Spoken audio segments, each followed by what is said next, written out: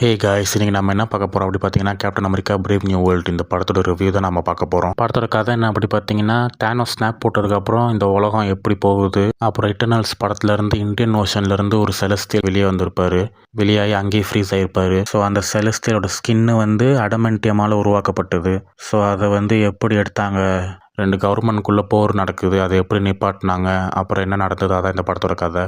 ஒரு முக்கிய குறிப்பு என்ன அப்படி பார்த்தீங்கன்னா, இந்த படம் வந்து நீங்கள் வந்து ஸ்டாண்டலோன் படமாக வந்து எடுத்துக்க முடியாது. ஏன்னா இந்த படம் வந்து முன்னாடி படங்களோட கண்டினியூஷனாக தான் இந்த படம் வந்திருக்குது. என்னென்ன படம் பார்க்கணும் அப்படின்னா, இன்க்ரெடிபிள் ஹல்க், அப்புறம் Avengers 1, captain America the winter soldier, captain America civil war, Avengers infinity war, Avengers end game, Falcon and the winter soldier, அப்புறம் இட்டர்னல்ஸ். இந்த படங்களை பார்த்தா தான் உங்களுக்கு இந்த captain America brave new world படம் புரியும். இந்த படம் ஸ்டார்ட் ஆகும்போதே ரொம்ப ஸ்லோவாக தான் போகும். அப்புறம் வந்து வில்லனை இன்ட்ரடியூஸ் பண்ணுவாங்க, அப்புறம் டைட்டில் போட்டு அப்புறம் 5 மாதம் கழிச்சு தான் படமே நடக்கும். படம் வந்து கொஞ்சம் நார்மலாக தாங்க போகும். எந்த இடத்துலையும் வந்து ஒரு 2-3 ஹை பாயிண்ட்லாம் கிடையாது. ஒரு ஸ்லோவான ஸ்க்ரீன் பிளே. இன்டர்வல் கிட்ட தான் வந்து கதையை பில்டப் பண்ணுவாங்க. அப்புறம் போக கிளைமேக்ஸில் இந்தியன் ஓஷனில் உள்ள ஃபைட்டு, அப்புறம் ரெட் ஹல்கோட கேப்டன் அமெரிக்கா சண்டை போடுற அந்த ஃபைட்லாம் வந்து இந்த படத்தில் வந்து பீக்காக இருக்கும். அதை தவிர வந்து படம் வந்து உண்மையிலே ஒரு நார்மலான படம் தான். ஒரு சூப்பரான கதை, எப்படி வந்து ஆவரேஜாக ஸ்க்ரீன் பிளே பண்ண முடியுமோ அந்த அளவுக்கு வந்து எடுத்துக்கிறாங்க படத்தை. கேப்டன் அமெரிக்காங்கிற பேரை வச்சு 4வது படத்தை ஆவரேஜாக கொடுத்தாங்க.